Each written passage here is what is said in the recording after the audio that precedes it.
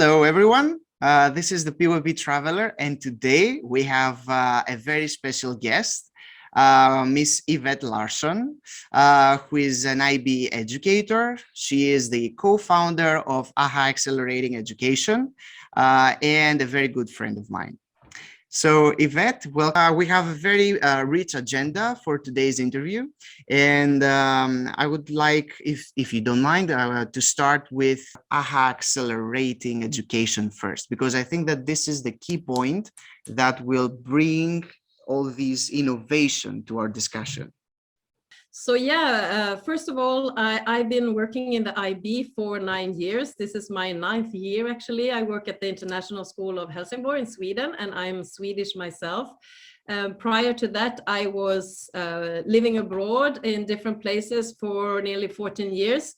And my own kids, they started the IB when we lived in Copenhagen. So they had been in the IB for 3 years before I started to actually also teach it. And that's actually when I realized I want to teach it. And and so I have one foot in education and one foot in education innovation, you can say.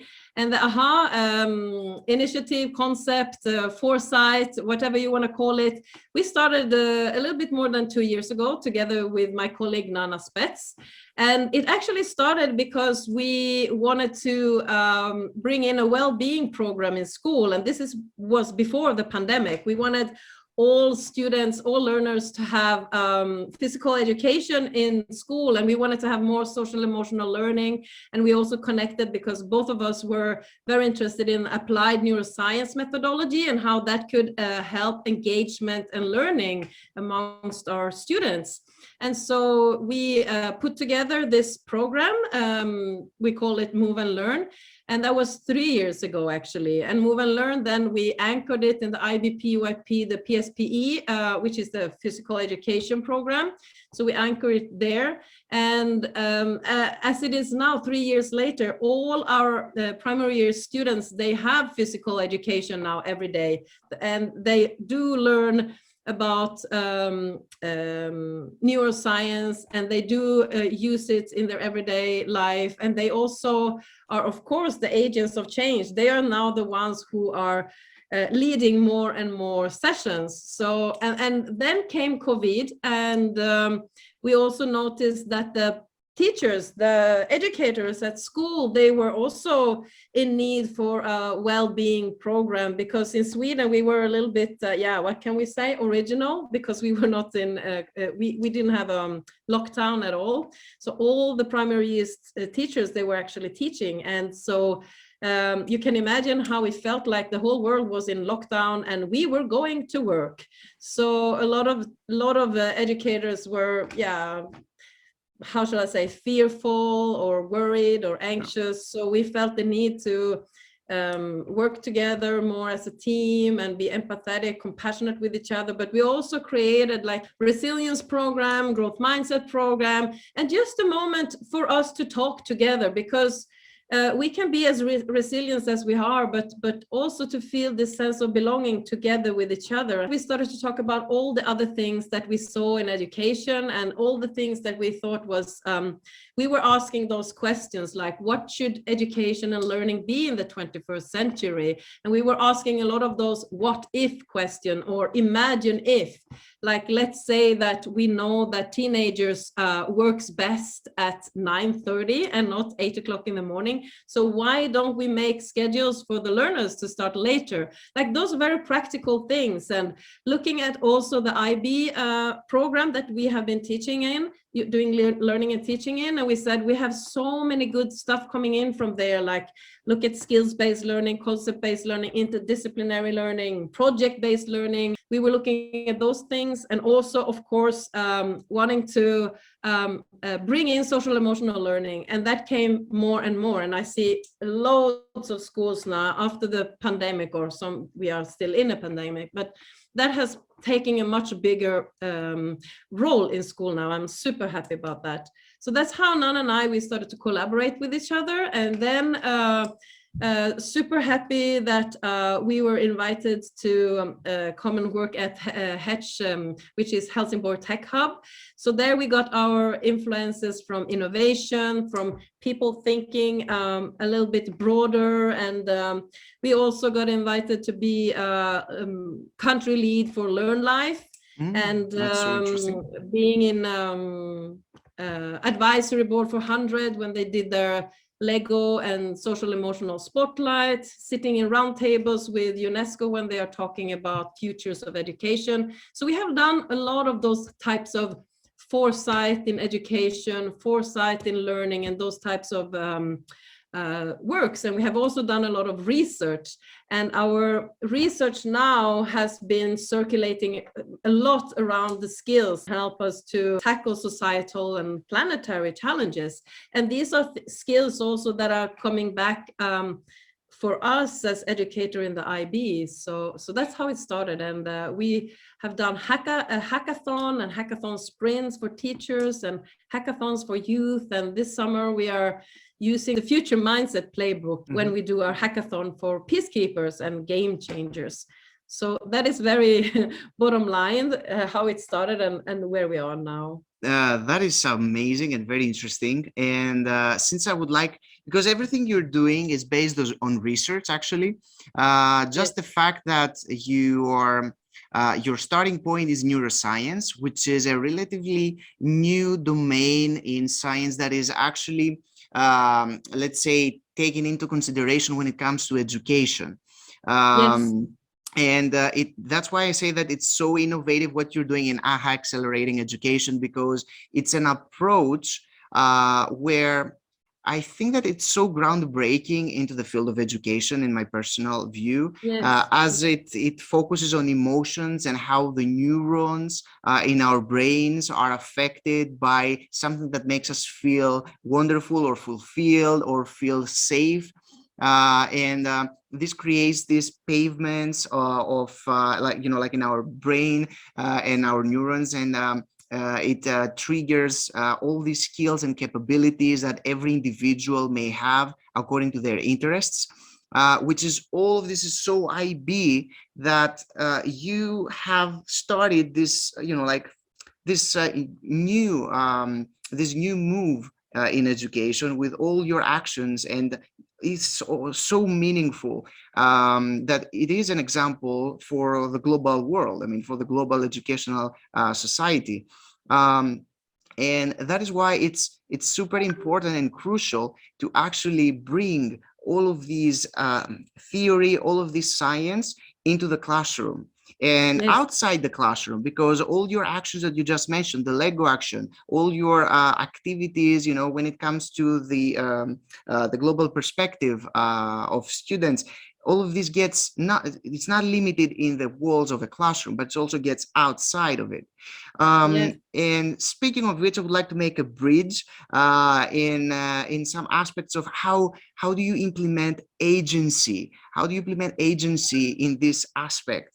Wow, there are so many things there are so many things that I would like to connect back to, because first of all, you said something about research. So I also have I think I'm super passionate about science in general, and how science help us to make the world better. But I'm also I studied science journalism, so I was there was a time in my life when I wanted to become a science journalist. So I'm crazy about reading and knowledge and how we apply it. Yes, investigating and research, and so and using this. I think the most important thing is also that we can use it in a relevant setting. In our setting, I mean, you and I, we are in the world of education, motivation, engagement, and so I think that applied neuroscience, because I'm so much in that world, so I see it coming, I see it across the globe. But what I also saw here in Sweden, if I go local, and that is that I read a newspaper article before Christmas where they were stating that that they were looking into merging it into the teacher training courses, which is super good. Please share. Please share. Yeah, so I think that it's really, really coming, and I think that it's just in the beginning now. I hope it will be like if we look back in 5 years' time, I think that it will pick up. I'm sure. And let's say something about the things that you were talking about, because it's so important, not only in education but in any human relationship. I'm usually starting with the safety, like in all relationships that we have, like the fundament of it all is like to be safe and secure. So when you and I, when we are talking with each other, we have this already a safe place, like, and when we feel safe, there is sort of oxytocin and serotonin, which make us feel like safe and at place. And when we are safe, we can be more creative, more collaborative, the roof is high, we can collaborate better. So back in the days, if you look at the brain as well, back in the days, we were sort of looking for if there were some threats and things like that, like animals and lions and bears, but we are really not there now. So for us, it's more like social threats. Is this a socially safe environment? And we are looking for rapport, which is the serotonin. Do we sort of mirror each other? Do we sort of bounce ideas? And so I think also the if we stay with the oxytocin and the serotonin in a classroom environment, it means that we create this loving, inclusive, caring environment for the learners, so that they feel safe, so that they feel that they can try ideas and bounce them with their friends and with us. And the serotonin also, that you see the child, like when I have 10 to 11 years old.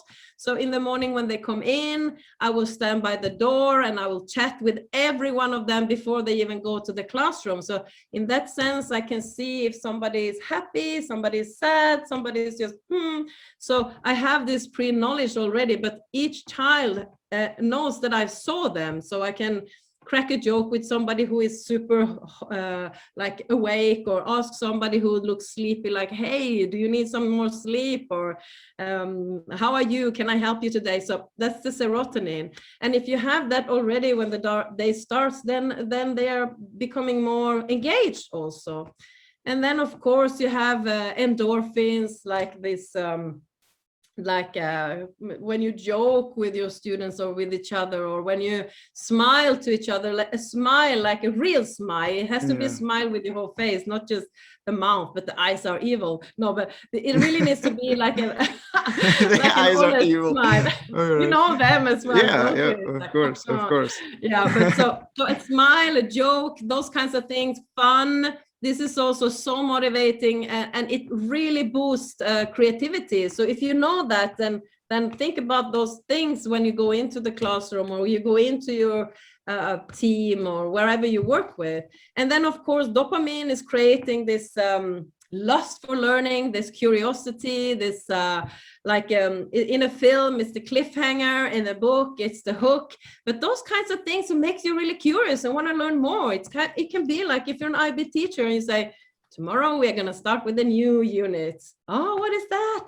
Well, I will write down the first word, and then you will guess, and sort of put those little small making people curious, because that is also driving engagement, curiosity, I mean, inquiry, of course.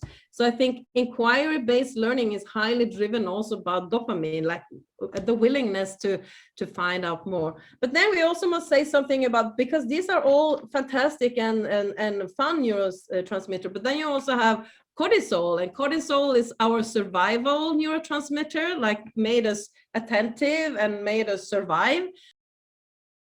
But it's also the cortisol when you have a conflict, or when people are polarized, or when you feels like you're hostage in yourself, you know. So I think that is also important to know, and it's important for the students to know that where am I now? Am I in oxytocin? Am I in cortisol? And am I going to be a good collaborator now? And how can I take myself out of this? So I think applied neuroscience in a school environment, or in any team, in any job you have, is like, it's mind-blowing when you start to work with it. The first year, I think it was 4 or 5 years ago, I had a little note on my computer which said only the O for oxytocin, S for serotonin, D for dopamine, and E for endorphins. So I reminded my day every day, like, have I been here? What did I do? Wow. And tomorrow, how can I do it better? And then it becomes, in a way, automatic almost. Are you applying this to your class as well, like for your students, to remind them Oh, that? yes. Yes. Oh, yes. Because why I'm asking you definitely. here is because you started, actually, you responded to the question that I would like to ask. So I would Yeah. like to ask you, how do you implement this neuroscience, this agency in your classroom? And you just shared so many strategies and techniques, like studying outside the door before everyone enters, then making jokes in the Yes. classroom, pairing up students that they don't feel well in the beginning, and Yeah. then you pair them with energetic ones. So Yeah. how does this look like in the classroom? Because, you know, like many teachers around the world, they send messages to me and they ask me, okay, all of this in theory is perfect, but how does this look like in the classroom? Like, Yes. how can I do it? You know, like Yes. practical things. Yes. So, for example, the starting point is really like, for me, that is like a relationship building with the students. So if I have a team, or it really, like, if you work with human beings, building relationships is super, super important. That is the foundation. Like in the beginning of a school year, I spend a lot of time on communication skills and collaboration skills, like, who are we as a team, creating this sense of belonging, creating this sense of inclusion, because also, you know, that if you don't feel like you belong, you will also, your capabilities will be reduced, and you will not feel so open to learning, open to relations, and so forth. So working with those relationship building strategies is what I usually start with. And also I work a lot with a growth mindset. So when the students start in the beginning of the school year, they get this growth mindset journal. And at the moment, I'm also working together in a collaboration with our one of our fantastic special need teachers, Stephanie Kremser, and we are working with a page called Class Mood. So in the Class Mood, the students, they are telling us every day after lunch how they feel, and they can also write comments on how they feel. So I can see what the general feeling is in class, and then there are of course graphs, and we can look at them in math, data handling. Great integration. Yeah. So growth mindset journal, class mood, and of course our well-being program is highly implemented in our school now. So, and we also have this focus on social emotional learning. So there is this common census that well-being is something that we find very important in our school, because we know that will bring better learning. But there are other things as well, like I said, standing and seeing everyone and thinking about this thing, like really sometimes just helicopter perspective and thinking, what is most important now in this situation? Like, for example, when we had COVID, and I noticed that loads of students, they were a little bit scattered. So instead of just following, okay, I need to follow the curriculum now, we have language, but instead of saying, okay, pause, let's have a conversation now. I'm a strong believer in conversations, like what is really going on here. And from that short conversation of 20 minutes, I found that the students, like 95 or almost all of them, couldn't sleep at night because the parents were worried, or they were worried, because we are in an international community, and everyone had worried people around the globe who they were caring for. So just from that little conversation, I found out that most of my students, they were sleep deprived because they were worried of what was going on. And then we said, my colleague and I, like, let's now take a little pause of what we are actually doing, and let's focus on being caring with each other, being empathetic with each other, creating those agents of friendships, and just focus on social emotional learning. So I think that this thing, like zooming out, helicopter perspective, where are we, and where are the learners above all? This is super important. I think that sometimes we just go and go and go, and we just go in our little rational mind, but humans are very emotional creatures, much more than we might think. Like, if we think about it, most of the decisions we take are based on first of all about our likings. What do we like? What do we want to spend time on? What am I choosing to spend time on? So I think that presence, like being present in the now, and actually see how do the learners feel now? Where are they? And not just go like that. I think it's super important. I think that here it will be a very nice point just to discuss a little bit about the change that the IB has started doing since January 2022. Because I think that based on that rationale that COVID has changed everything actually, and had such a huge impact on students, teachers, parents, the global world. It, you know, like all of these, this situation led IB to reconsider of how things are done in the IB program. So that is why now coordinators and leaders, they are responsible, let's say, of creating their own curriculum in their schools, because everything depends on the context. Because for example, here in Brussels, we experienced so many lockdowns, and let's say in the term of March till June 2020, everyone was in a lockdown at home. You would see students, they were even starting thinking of committing suicide. We had serious pastoral issues that the school had to deal with. We were like all the teachers, we were collaborating in order to find, you know, like activities that would be something like mood breakers, let's say doing yoga. I would try to be a little bit silly in front of Zoom cameras in order to make the students, you know, like that they will have fun for these 20-30 minutes. It was very hard in Brussels for students. Then all these closed, like the school closed, then the school opened, then the school had to remain open, but with masks on. Then the mask had to be from 6 years old until, you know, everyone. Then masks, no masks. So it was such turbulence, I will say, in Belgium. But I'm sure that this has happened to the majority of countries around the world. And it's true, as you say. And I'm thinking there are two things that I'm thinking of, because this thing with the student well-being, which has been very dear to me, that we have been working for even before the pandemic, I think that is something that we just need to focus on now. Like the well-being of us is the most fundamental thing. Like we need to work with teenagers. I mean, I have two teenagers at home, and my son, he was also, because the upper secondary schools, they also had online learning, and I seen my son in front of endless of Google slideshows, being bored and being sort of so I've seen it at home as well. And I think these are the things that's also a reason why I think that applied neuroscience, social and emotional learning, well-being is so crucial in the time we live in.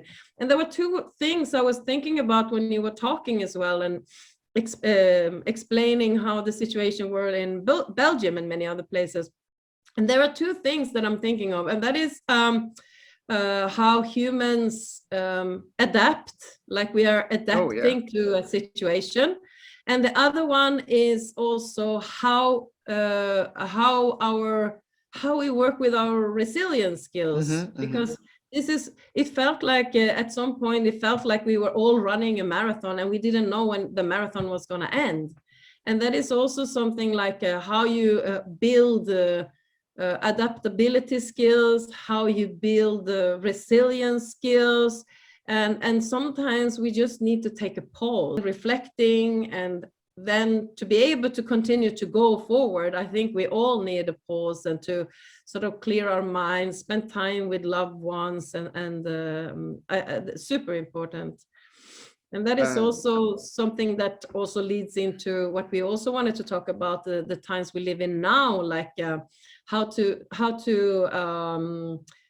be peacekeepers. Of the IB is to make the world a better place. And in times like these, in times like a crisis, in times like we have war in Europe now, I mean, these are really the time to put all those things into action, actually, and really use them and really transmit all those things. Like we were talking about skills, for example. What are the skills in the IB that yeah, that promotes a peacekeeping mindset and peacekeeping actions, sort of looking at communication skills and collaboration skills, how we need to be excellent communicators in order to actually solve things together, how to be excellent collaborators, like having the social skills to work together. And there are two excellent books that I recommend in this context, and that one is Humankind by Rutger Bregman, and the other one is The Survival of the, I think it's called The Survival of the Kindest, no, The Survival of the Friendliest. And these two books, they are lifting that the two main things that actually brought humanity forward was actually our capabilities to communicate and collaborate when it really matters. Like there were others that were stronger than us, but we were actually exceeding in those two things. And if you look at also how Europe is responding now, how people are so compassionate, so empathetic, humanity at its best when we really step up and we do those things. And we were also talking about, like, if we look at self-management skills, how can we stay balanced when the world outside is so ad hoc, it's so many challenges that are thrown. It's liquid. It's liquid. Yeah, it's not solid. yeah. And like to young people growing up, like, of course every part of history had their challenges, and we can only speak for the time we live in now, but well, like self-management skills, if I learn conflict management. Conflict management, if I learn that from an early age, at least I have some bells ringing, like how am I going to solve this situation? What could good solutions be?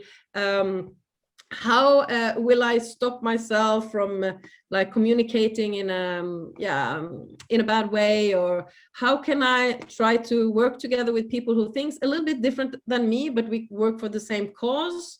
Like we were also thinking about like mindfulness. I think the learner profile balance goes also hand in hand here. Like how can I keep that balance when the world outside is challenging? And that can look very differently from a young person in let's say PYP1 and a young person in DP2. What does it really mean to be internationally minded? Not just eating each other's food, which is also fantastic, because when you sit together and eat food together with others, you bond. What does it mean to really be empathetic and compassionate with each other? Like, what does it look like? What does it sound like? And I think those things starts in a small scale. It can be like kids playing in the playground and learning how to be friends on the football pitch. I take it very, very practical here, but it's actually true. That's how it starts from kindergarten, and it scaffolds, right? Yes. In the human being. Everyone is there to support each other, to help each other, to live together happily, to live in a safe way, in a safe environment.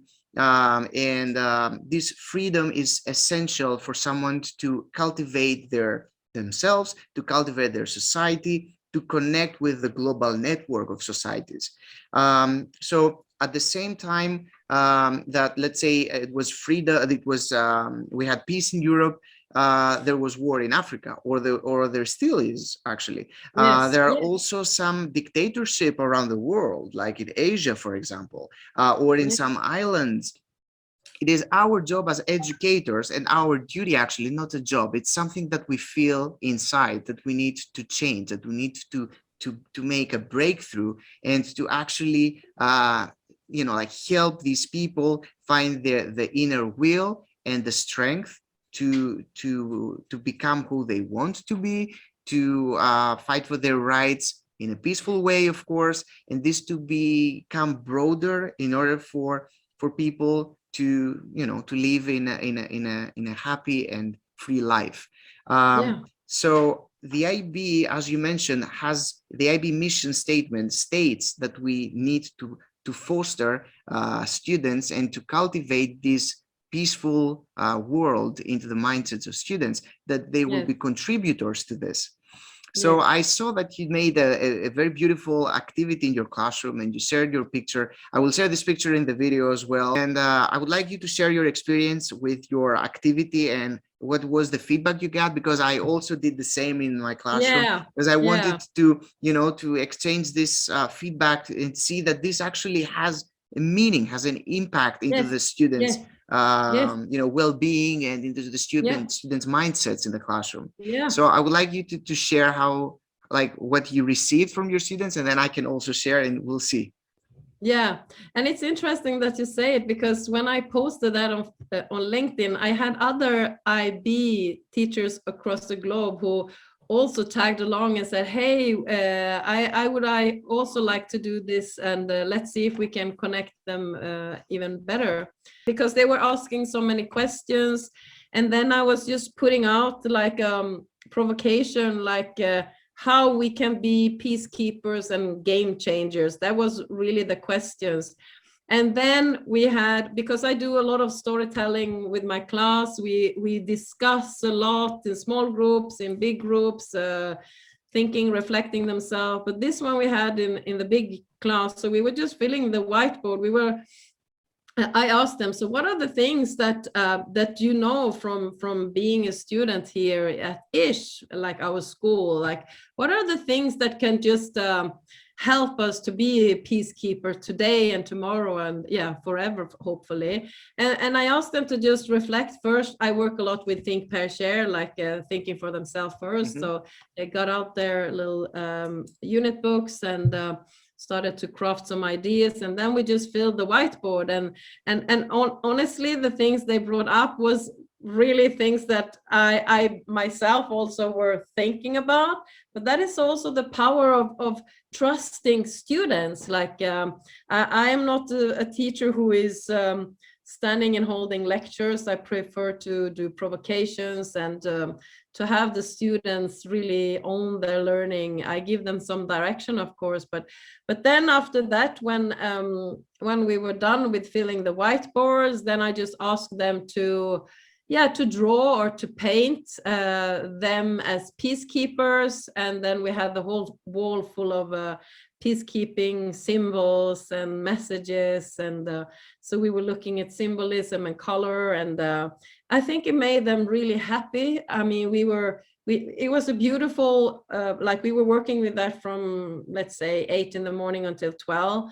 But it was the type of activity that just linger on. It's like something that we come back to, and I think some of the things that they mentioned we already mentioned, but I think also what you were asking about earlier, like agency, taking action, what can we do?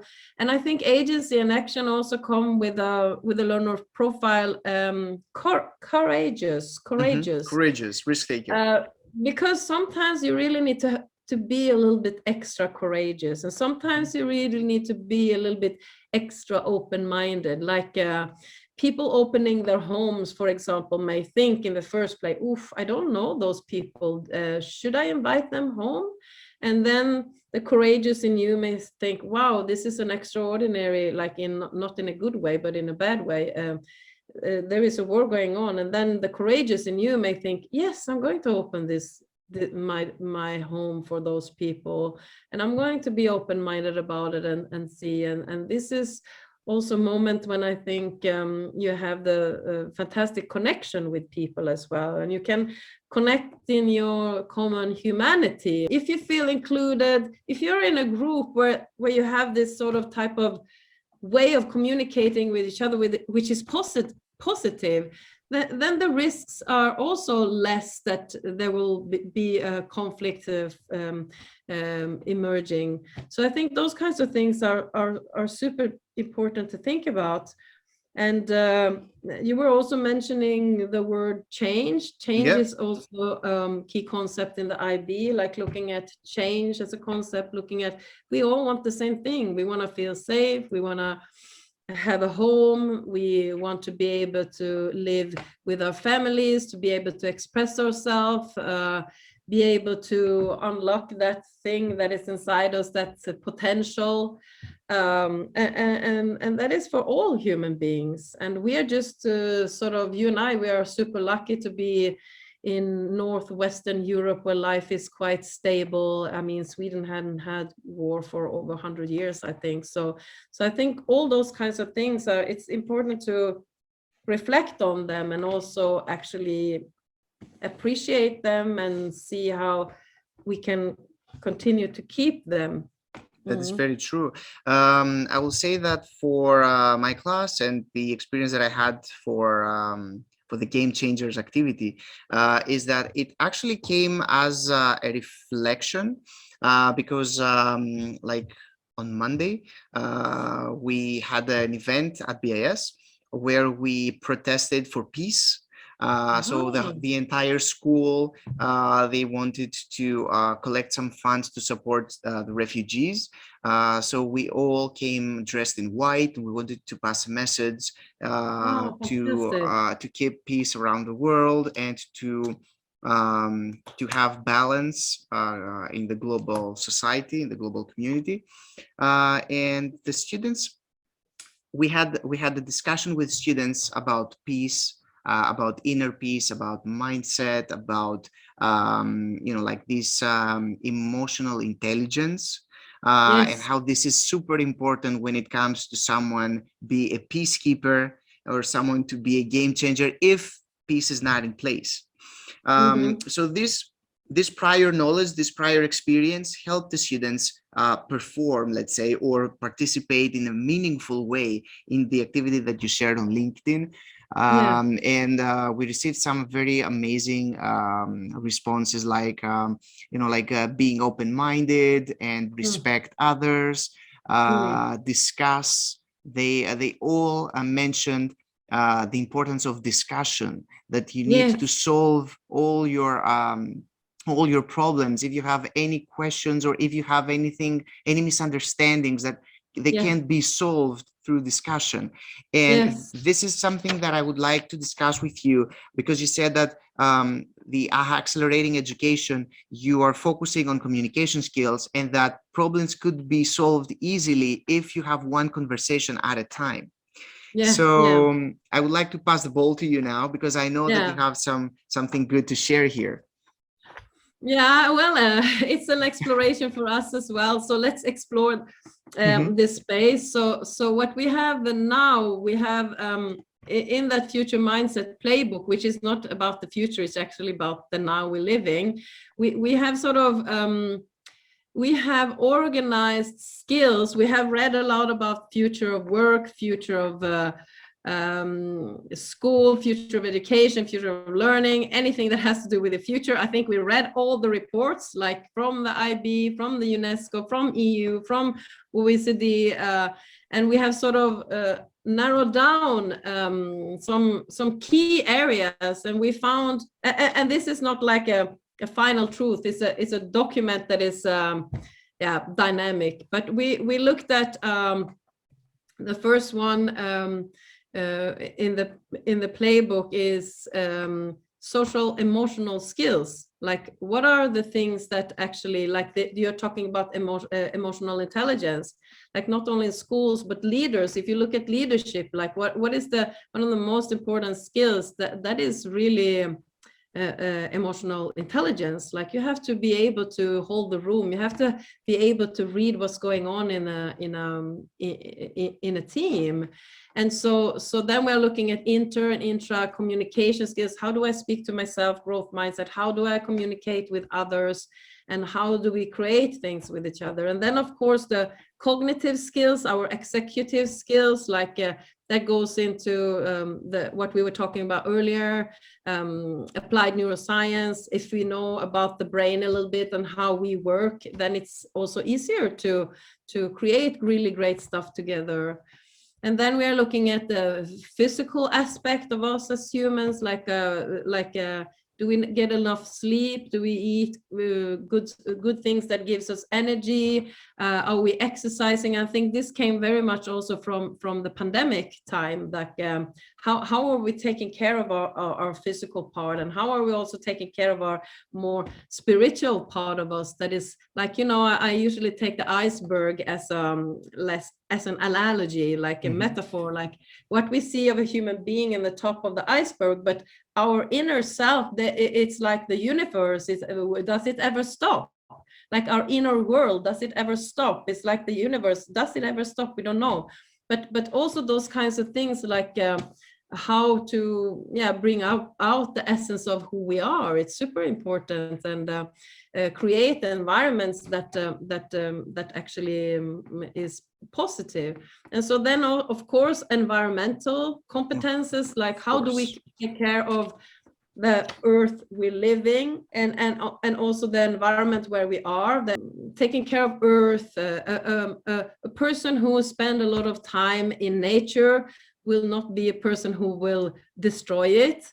And for me, when I was a kid, I was roaming the mountains and forests and lakes, because I grew up north of the Arctic Circle. So for me, Laponia is like a UNESCO protected area, and that was where I was born.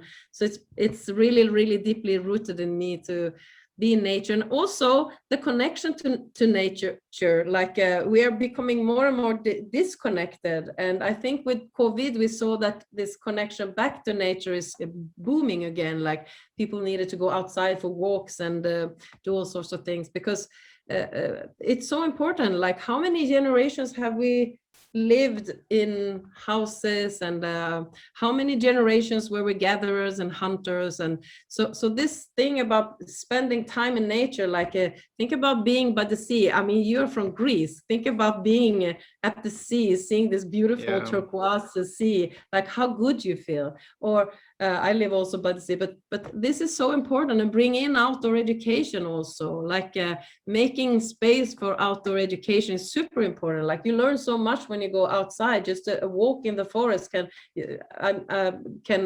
bring so much learning. And then, of course, digital skills, like being the producer of digital things, and also being on the receiver end. Like if we look at thinking skills, the IB thinking skills, like creative thinking skills, or rather critical thinking skills. So digesting, what is it that we see? How can I be a better viewer of what I see? Like deep fakes, who is the sender, who is the receiver of this message, and what do they actually want to say? So, and I mean, also using digital, like you are using now, spreading knowledge, and so it's both sides, the producer and the receiving end. And I think that like if we also come back to something you said earlier, and that was the classroom. Like I am thinking about the classroom without walls. So for me, the concept of a classroom is a classroom without walls. We invite speakers on Zoom if they live far away. If they live locally, we invite them to the classroom, or we can go out and visit the local community. So we bring, for me, when I learn things, if I have a new subject that I want to learn about, I'm crazy about all things Japanese. So there was a moment when I wanted to learn everything about this concept, forest bath. It's called Shinrin Yoku in Japanese. And I was so fascinated that there was a name for it, because I thought, wow, that was how I grew up. There is a name for it. So then I started to search, and then I'm just searching for who are the people who knows the most about Shinrin Yoku, like really nerdy things. And so this is how I think, and this is how I want my students to learn as well. So if they're interested in sea turtles, who are the people who, on this earth who are working with sea turtles and do something? Like we just finished the unit. How can we help? How can we help? How can we help as students, as our class, right? Yes. And take action. So we just finished the unit Sharing the Planet, where all the students had to choose one UN goal and apply it to a country of their interest. And then they had to do research about something real, and they had to come up with an action that was real, because they often point to them out of the window, and I'm saying to them, encouraging them that life is a small part of our life is going on here in this square classroom, but most of it is going outside there. So they really get this connection that what we are doing is doing something for the now, for how they can be game changers of the now. I'm not talking about them like, what do you want to be when you're growing older? I'm talking about them. How are they game changers? How are they peacekeepers? How are they artists, writers, producers of different things? So this is really what I want. So when we do art, they are artists, and we are writing, they are writers, and when we do science, they're scientists. They are this, so they can really like feel that all the possibilities are there for them to explore. Learner profiles, key concepts, related concepts, skills. So it's a whole like set of little toolbox, but that toolbox is so impactful. And this is like what we are talking about, like how can we pull out from this toolbox and promote peacekeeping and peacekeeping values, promote peacekeeping actions, and strengthen young people to be the game changers that they are, that we all are, but to have the courage to actually do that, because we are talking about action now, and we can also talk about how action speaks louder than words sometimes. Sometimes words are also really powerful, but I think that being this internationally minded person, because I think now that the world is so interconnected with each other. Like, I think it's such a strength for those young people to have the possibilities to be in this space of people from all over the world. And we don't agree all the time, but the key is on how to solve things with people who maybe thinks a little bit different than us. And learn, because even if you consider, let's say, the AB training programs, we met in a face-to-face workshop, right? Let's face it. So you traveled to Greece from Sweden. I traveled to Greece from Sudan. So, I mean, we met there, but now, like, we had to travel, let's say. But now with all this virtual learning, we bring people from all around the world into one virtual room, of course, but then that doesn't mean that we don't meet each other, we don't exchange information, contact details, and we actually learn and build connections, that these connections will actually help us develop our skills, develop our capacity in what we're doing, and upgrade ourselves as human beings. Absolutely. Because actually I've learned so much from you today, and I think that vice versa. I mean, it's so mutual, and this development is what we want to establish in our classrooms as well, in the schools that we work with, our colleagues, in the communities that our school formulate. Because don't forget, and we know that the school is one community, one society. We have parents, we have the local community, students, teachers, the administration. I know that in Sweden you have the communes that they also have an impact into the educators' world.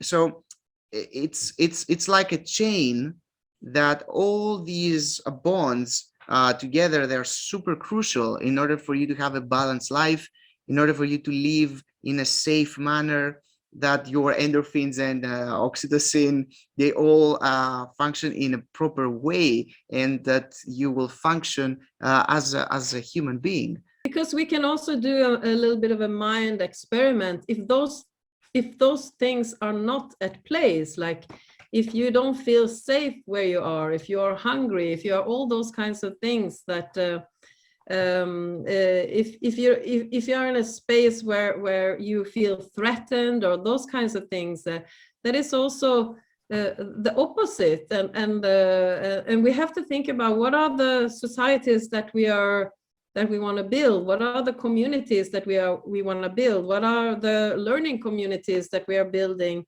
and how can that has a ripple effect on other people in our society, actually.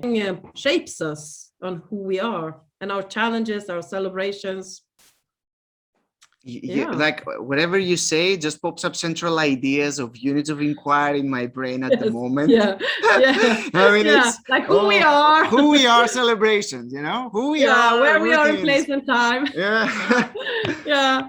Oh my But that God. is also the strength, I think, of the PYP program, actually. Yeah. Like, it's a very holistic program, and I think it's also very 21st century. Looking at also how the students are actively working with the UN goals, like uh, this these previous weeks we were looking at the 16th goal, like peace, justice, and strong institutions. Like, they just kick in. Like, the student, we have the UN goals in our classroom, so we have a visual display, and the moment how much they are just connecting. Like, we can have a story time in the library, and they can say, oh wow, that's the UN goal, equal rights. So they really, like, I so believe in the power of young people and how they learn. Like, sometimes parents are surprised on how much they can actually do. So we really need to trust them. They can do amazing things and be a little bit age blind. Of course, there is our human development in certain ages, but I really think that when you give a young person the mandate to explore, to invest time, and to create, wow, the things they do is just unbelievable. Honestly speaking, what I will truly do, and I'm honest, I have not done yet, is that I would take these UN goals and I will put them in my classroom, because the more connections, conceptual connections the students have and make in their classroom, the more inquiry and meaningful inquiry they will do. I would like to share an activity that I started implementing about the uses of key concepts in the classroom, and I would like to hear your view on this. Fantastic. So, these triangles. Mm-hmm. So one of the edges of these triangles was the key concept, whichever key concept we are inquiring in this unit. And then I connected this key concept with two related concepts from the unit. Fantastic. So let's say if it's migration, let's say it would be, let's say the key concept of change, migration, and then another aspect. It could be animals, it could be location, it could be people, all right? So the students, they had to think of how these three could be related, referring to the descriptor of the key concept, of course, and then how they can manage and find how change is related to migration and people. So just by formulating sentences, they actually start building statements, and they see the change that is connecting migration and people together. And then they ask questions based on the statements that others have created in their groups. So this helped me develop questions that they are still leading the inquiry, because the unit of inquiry that I'm doing now will finish after Easter break. But there are so many possibilities if you add the UN goals, and these will inspire the students into seeing this as even more meaningful than just the discussion that we're having in the classroom and the lessons that we have in the classroom. Because the UN, and they know that, because the students nowadays, they know that there are some organizations, or if they don't know, we are talking about that, that there are organizations that they take action globally about the human rights. So if they see that whatever, like we're doing in the classroom, it has an impact into the world through these organizations, these connections will be stronger.